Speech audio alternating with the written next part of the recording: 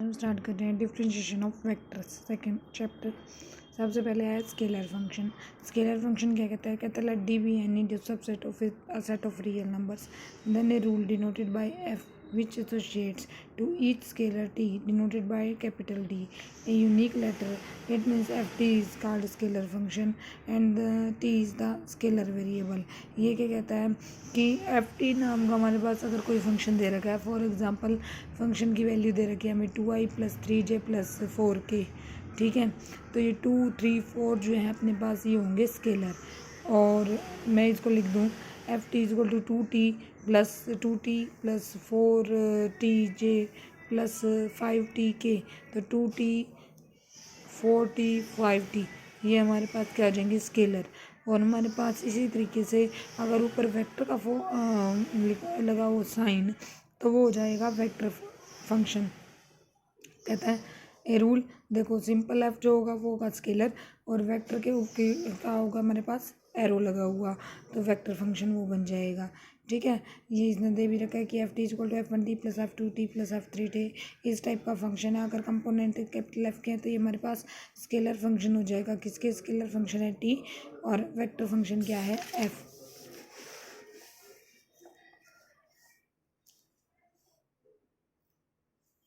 Scalar and vector field. Scalar and vector field क्या कहता है, कॉरस्पॉन्डिंग टू स्केलर और वेक्टर फंक्शन हमारे पास स्केलर फील्ड होते हैं। स्केलर फील्ड ये लिया है इसने कि अगर पी कोई भी पॉइंट है in the region R denoted by the surface on which the earth surface is this, the temperature P is defined as this. ये हमारे पास कैसा फंक्शन है, कहता है is a scalar point function.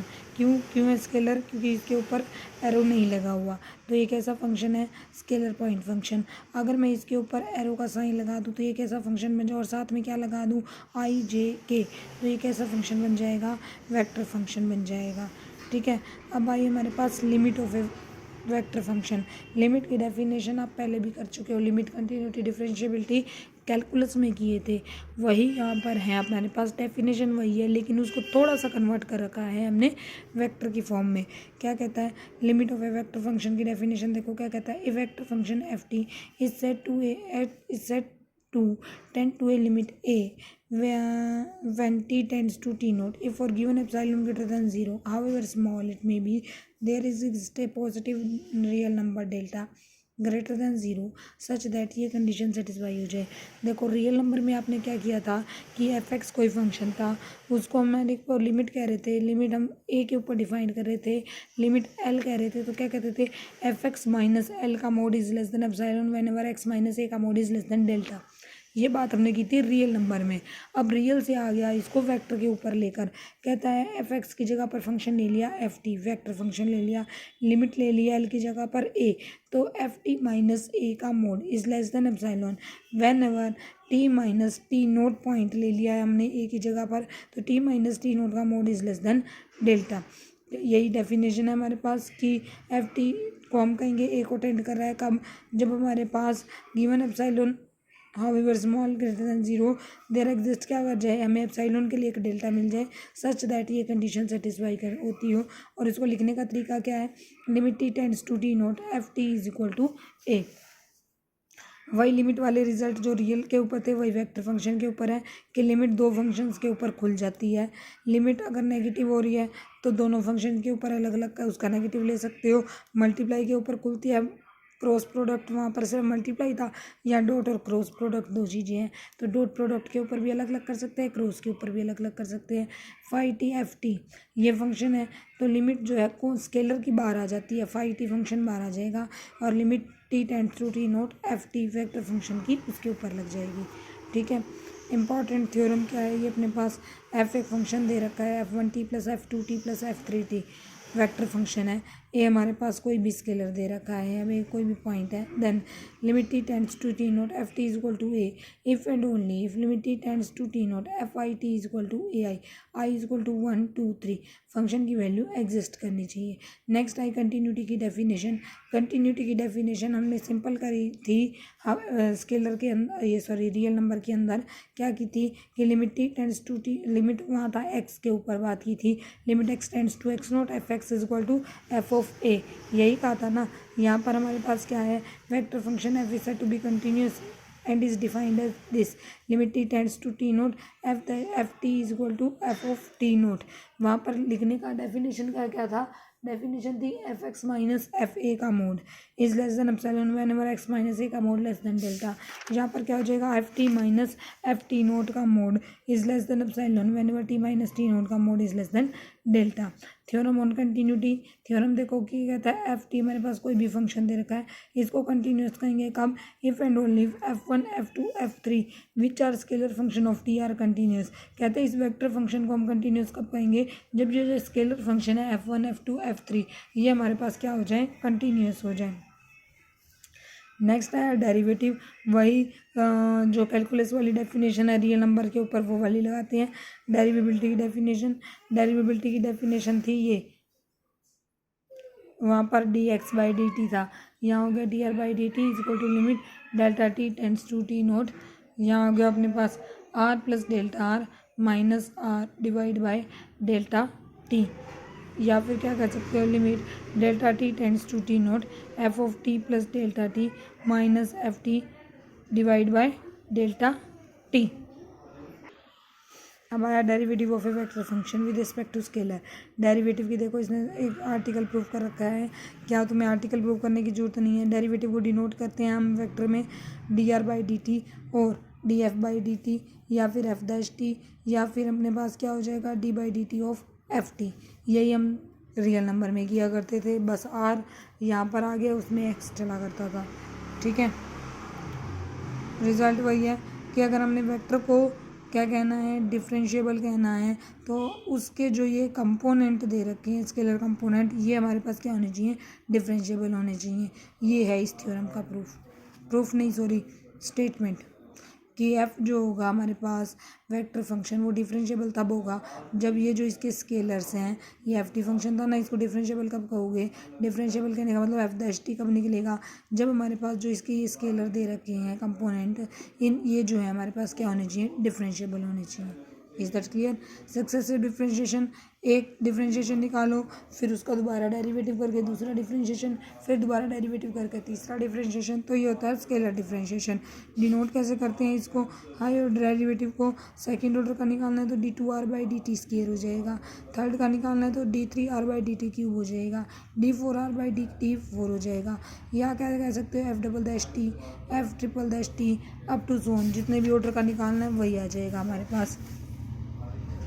कुछ इसके रिजल्ट्स दे रखे हैं, कहता है F ji H are differentiable vector function of a scalar T and phi is differentiable function of some variable same variable T. Then differentiation क्या होता है, अलग अलग हो जाता है। एफ प्लस में जी का डेरिवेटिव करना चाहते हो तो डेरिवेटिव एफ का कर दो प्लस डेरिवेटिव क्या कर दोगे, जी का। एफ इंटू जी का करना चाहते हो तो f into derivative g plus g into derivative of f, ये किया था ना, u into v. F cross g का क्या हो जाएगा, क्रॉस लग जाएगा, f cross d g by D T plus D F by D t cross g, d by D t phi f, phi scalar है, स्केलर बार आ जाता है, फाई इंटू में D F by D T plus D phi by D T into में f हो जाएगा, d by D T f ji h, ये क्या हो जाएगा, पहले क्या कर दो d F by D t दोनों as it is plus f का करो, फिर एफ और h as it is second का कर दिया, फिर एफ और जी एज इट इज़ करके थर्ड का कर देना। ये हमारे पास ब्रैकेट किसके लिए थी, स्केलर ट्रिपल प्रोडक्ट के लिए थी। क्रॉस प्रोडक्ट में भी ऐसे ही डिवाइन होगा, f cross g cross h का डिवाइन करना चाहते हो पहले एफ का कर दो, d F by D t cross g cross h as it is, फिर क्या करो d g by D t करो और एफ और एच एज इट इज़ छोड़ो, f cross d g by D T into cross h, order same ही रखना है, f cross g cross D H by D T. Proof करने की जरूरत नहीं है इनके।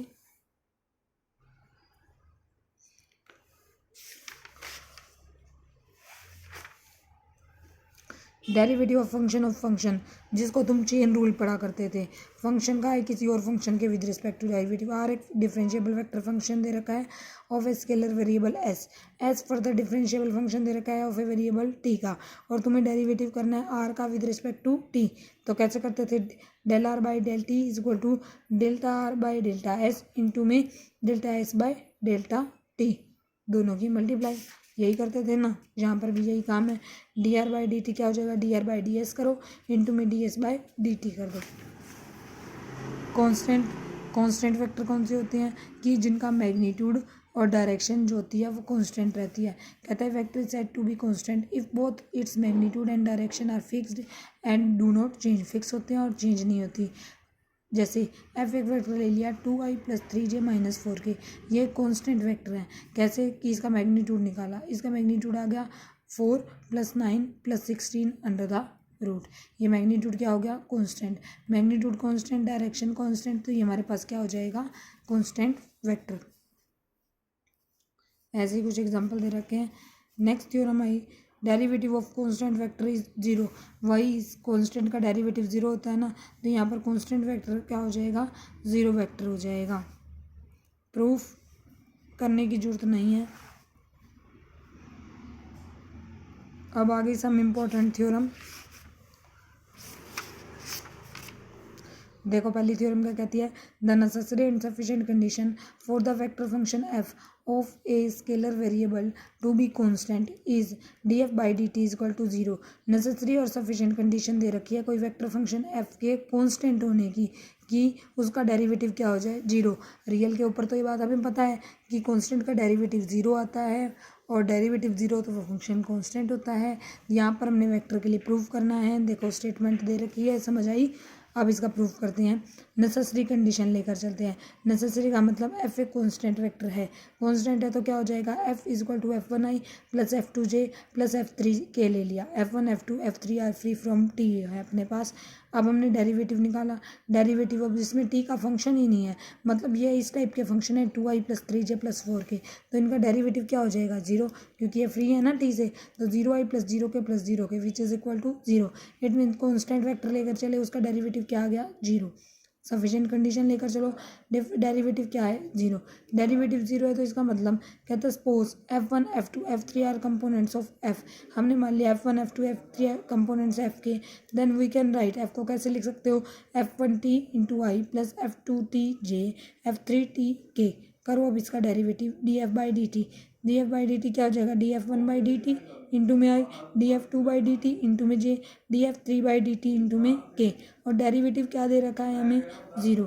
ये चीज़ 0 मतलब df1 by D T into I, df2 by D T into J, df3 by D T into के, ये किसके इक्वल आ गया, 0 के। 0 के इक्वल आ गया तो इसको मैं 0i + 0j + 0k लिख सकती हूँ। तो यही किया इसने, 0i + 0j + 0k लिख दिया। इसको देखो, अब हमने इक्वलिटी लगाते हैं। इक्वलिटी लगाएंगे, पहले के बराबर होगा आई वाला वेक्टर आई के, तो df1 बाई डी टी की वैल्यू क्या आ गई, 0। df2 बाई डी टी की वैल्यू क्या आ गई, 0। df3 बाई डी टी की वैल्यू क्या आ गई, 0। मतलब जो हमने F1 F2 F3 इसके जो ये थे स्केलर्स, वो उनका डेरिवेटिव क्या आ गया, 0। अब स्केलर्स का डेरिवेटिव 0, इसका मतलब F1 F2 F3 हमारे पास कांस्टेंट हो गए। कांस्टेंट हो गए तो independent of T, independent of T हो गए तो एफ क्या हो जाएगा, कांस्टेंट वेक्टर हो जाएगा। Is that clear. Next theorem देखो। नेक्स्ट थ्योरम कहती है the necessary and sufficient condition for a vector function F of a scalar variable t to have a constant magnitude is f into में df by dt is equal to 0। Necessary और sufficient condition ले रहे हैं किसकी, vector function f की, और जो कि स्केलर वेरिएबल है t का, उसका कांस्टेंट मैग्नीट्यूड होगा। क्या कंडीशन है उसकी, कि उसका डॉट प्रोडक्ट, एफ फंक्शन का डॉट प्रोडक्ट उसके डेरिवेटिव के साथ क्या आ जाए, 0। अगर एफ का डॉट प्रोडक्ट उसके डेरिवेटिव के साथ 0 आता है तो वह फंक्शन का मैग्नीट्यूड क्या होगा, कांस्टेंट। और अगर कांस्टेंट मैग्नीट्यूड है तो ये कंडीशन होगी। लेकर चले कंडीशन नेसेसरी है। नेसेसरी कंडीशन के लिए हमने क्या ले लिया कि कांस्टेंट मैग्नीट्यूड है, तो हमने क्या लेकर आना है, ये कंडीशन। अब देखो एफ एक वेक्टर फंक्शन ले लिया स्केलर वेरिएबल टी का, गिवन था हमारे को। एफ एक कांस्टेंट मैग्नीट्यूड का ले लिया, कांस्टेंट मैग्नीट्यूड है, इसका मतलब मोड ऑफ एफ क्या हो जाएगा, constant. Mode of F constant, तो उसका चाहे स्केयर कर लो, चाहे क्यूब कर लो, चाहे कुछ भी कर लो, कांस्टेंट ही रहेगा। तो मोड ऑफ एफ का स्केयर भी क्या हो जाएगा, कांस्टेंट। ये पता चला कैसे आया, एफ जो है कांस्टेंट मैग्नीट्यूड है, इसका मतलब मोड ऑफ एफ जो आएगा वो कांस्टेंट आएगा। वो कांस्टेंट तो उसके स्केयर किया वो भी कांस्टेंट। वो स्केयर को खोला हमने, F into F, F into F क्या हो गया constant, F into F constant, इसका मतलब क्या हो जाएगा d by D T F into F क्या हो जाएगा जीरो। पिछली थ्योरम का यूज़ कर दिया कि अगर एफ कॉन्स्टेंट होता है तो उसका डेरिवेटिव क्या आता है जीरो। तो ये रिजल्ट हम कर चुके हैं ना थ्योरम फर्स्ट। तो D by D T into F क्या हो गया जीरो। एफ अब इसका करो यू इंटू वी लगाओ, एफ इंटू में D F by D T plus D F by D T into F is equal to zero. अब ये दोनों हैं तो सेम बात है, तो ये क्या हो गया two F D F by D T क्या आ गया जीरो। यहाँ से क्या आ गया F into D F by D T क्या आ गया जीरो। यही प्रूव करना था हमें। सफिशिएंट कंडीशन लेकर चलते हैं, F into D F by D T ले लिया जीरो।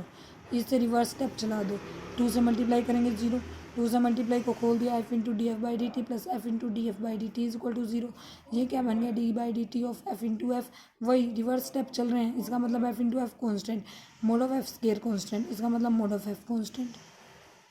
ठीक है, रीड करके देखना, सिंपल सा रिजल्ट है। नेक्स्ट रिजल्ट देखो क्या कहता है if a vector function F of a scalar variable T has a constant magnitude. कहता है वेक्टर फंक्शन एफ का जो कि वेरिएबल स्केलर वेरिएबल टी का फंक्शन दे रखा है हमें वेक्टर फंक्शन, कहता है उसका कॉन्स्टेंट मैग्नीट्यूड है, then F into D F and D F by D T are perpendicular provided that D F by D T is not equal to zero. देखो रिजल्ट ये भी यही था, क्या था कि कांस्टेंट मैग्नीट्यूड होगा कब, जब F into D F by D T क्या आ जाए जीरो। मतलब एफ और D F by D T की dot product zero. Dot product zero होने का मतलब क्या है कि एफ और D F by D T क्या है परपेंडिकुलर है। तो यहाँ पर भी यही है, कहता है एफ एक स्केलर वेरिएबल टी का फंक्शन दे रखा है हमें, उसका मैग्नीट्यूड कांस्टेंट कब, जब F and D F by D T क्या हो जाए परपेंडिकुलर हो जाए। कंडीशन क्या होनी चाहिए कि उसका डेरिवेटिव क्या आना चाहिए नॉन जीरो। अब देखो रेफरेंस भी इसने सेकंड थ्योरम का दे रखा है, अगर थर्ड थ्योरम पूछता है तो सेकंड का ही प्रूफ आएगा। तो रेफरेंस सेकंड थ्योरम का लिया इसने कि हमने ये प्रूव किया था F into D F by D T zero. अब डॉट प्रोडक्ट जीरो होने का मतलब क्या हो गया कि परपेंडिकुलर, यही लिख रहा है as dot product of F and D F by D T is zero and D F by D T is not a null vector so F is a perpendicular to D F by D T. Next theorem देखो, F is a differentiable vector function of a scalar variable T and mod of F is equal to F. Mod of F के equal है। Then पहले part में prove करना है D by D T of F square is equal to two F D F by D T. अब देखो क्या दे रखा है, मोड ऑफ एफ के बराबर है। वह हमारे पास क्या होता है एफ स्केयर लेकर चलें, एफ स्केयर क्या हो जाएगा मोड ऑफ एफ का स्केयर। मोड ऑफ एफ का स्केयर किसके इक्वल हो जाएगा हमारे पास वापस एक्स स्केयर के, क्योंकि गिवन कंडीशन है mod of F is equal to F. यहाँ से इसका डेरिवेटिव क्या है D by D T of F square. D by D T of F square क्या आ जाएगा हमारे पास D by D T of F square. देखो फ़र्क क्या है, यहाँ पर ये एफ जो है वेक्टर है, ऊपर एरो का साइन है, ये एफ क्या है स्केलर है। मोड हमेशा एक स्केलर क्वांटिटी आती है ना, तो मोड ऑफ एफ किया है वेक्टर एफ का, ये क्या आया है एफ आया है। तो ये एफ जो हमारे पास वेक्टर था, वेक्टर का स्केयर करके चला, ये हो गया मोड ऑफ एफ का स्केयर। यहाँ से मोड ऑफ एफ किसके इक्वल था स्केलर एफ के, तो ये आ गया एफ का स्केयर। अब देखो ये क्या होगा D by D T of F square निकाल रहा है, ये हो गया D by D T of F square. D by D T of F square करो इसका डेरिवेटिव, एफ स्केयर का डेरिवेटिव क्या आएगा two F D F by D T. यही आ गया अपने पास, यही प्रूव करना था। सेकेंड पार्ट देखो, F into D F by D T किसके इक्वल लाना है F D F by D T के। नाउ एफ डॉट एफ निकाला, एफ डॉट एफ क्या होता है मोड ऑफ एफ का स्केयर। यहाँ से वही वेक्टर क्या है, वेक्टर किसके इक्वल है स्केलर के, तो एफ इंटू एफ, यहाँ से वेक्टर हमारे पास क्या था एफ इंटू एफ किसके इक्वल हो जाएगा एफ स्केयर के, क्योंकि गिवन कंडीशन थी हमारे पास।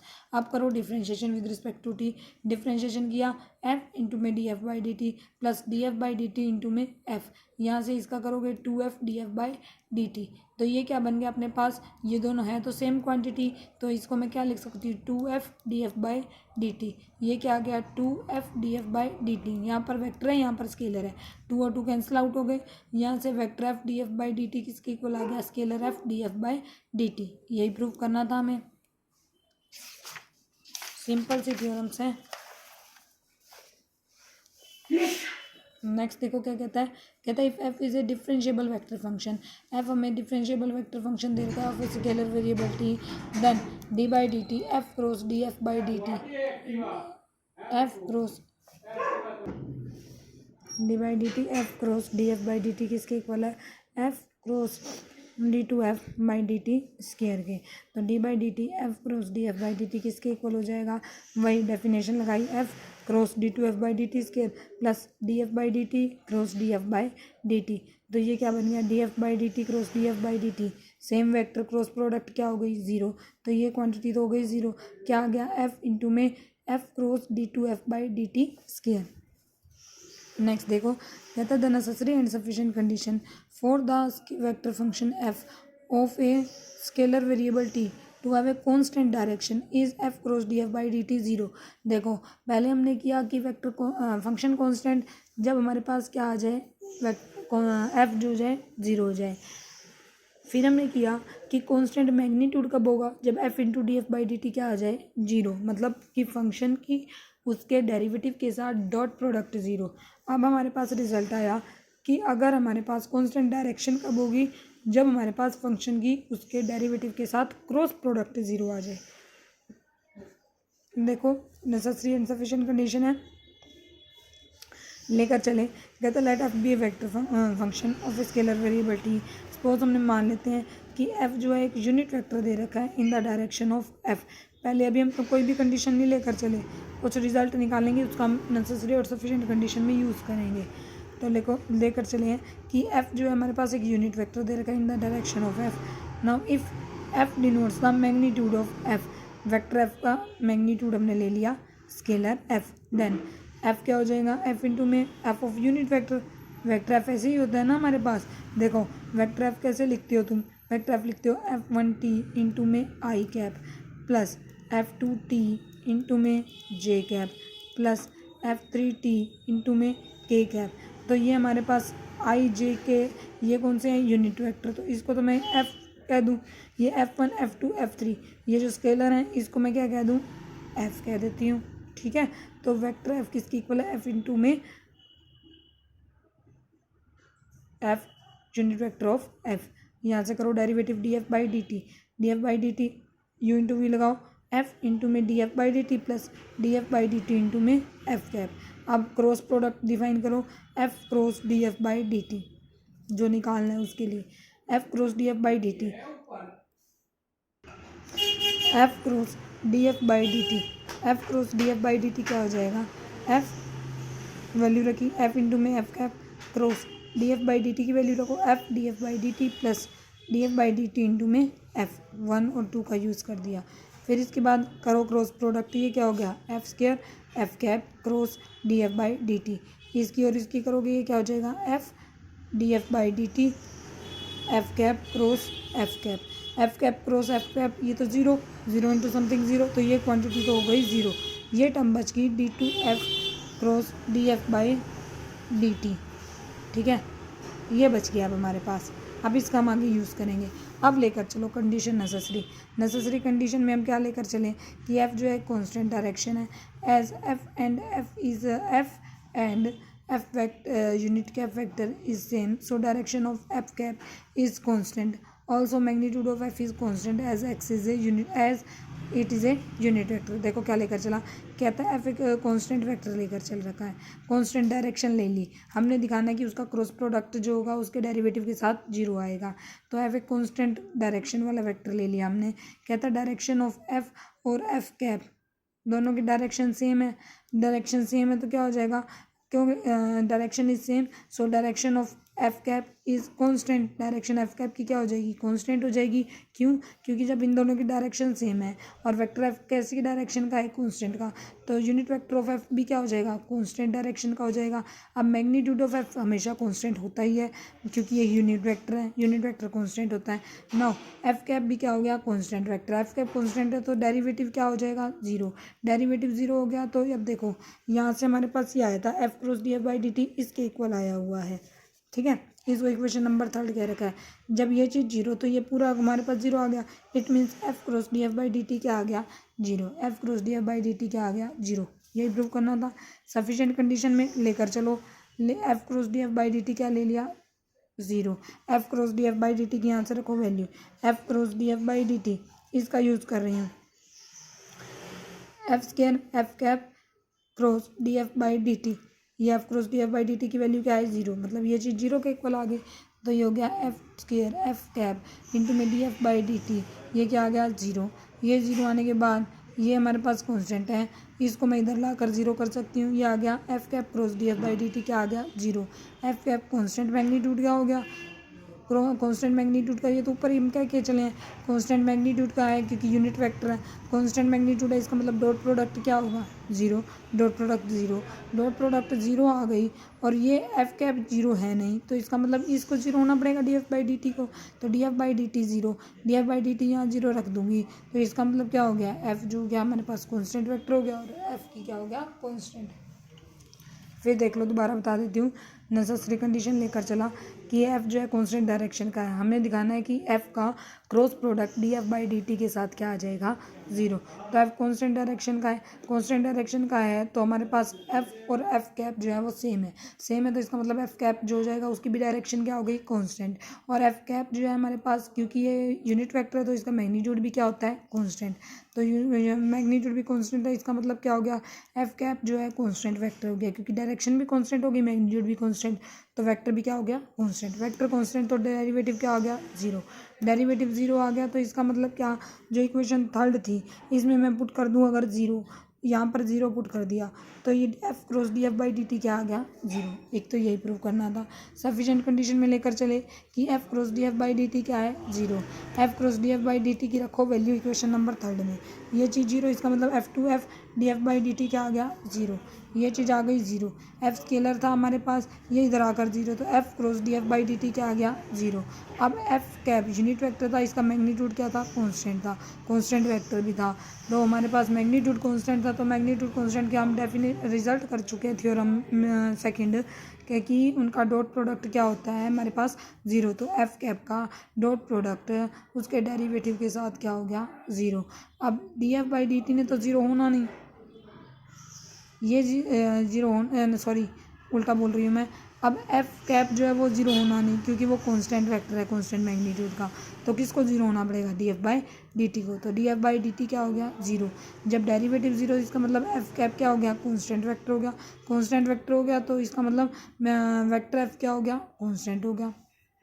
अब ये जो हमने जितनी भी थ्योरम की उसके रिमार्क में आ गया, हमारे पास कुछ नोट दे दिए इसने क्या कि एफ इज़ कांस्टेंट तो उसका डेरिवेटिव 0, अगर मैग्नीट्यूड एफ का कांस्टेंट तो उसका डॉट प्रोडक्ट उसके डेरिवेटिव के साथ 0, अगर डायरेक्शन वेक्टर की कांस्टेंट तो उसका क्रॉस प्रोडक्ट उसके वेक्टर के डेरिवेटिव के साथ 0। तो यही 3 बातें हमने ये जो जितनी 6 थ्योरम की है उसमें करी है। यहाँ तक का ट्राई करोगे, एग्जाम्पल नेक्स्ट वीडियो में करते हैं।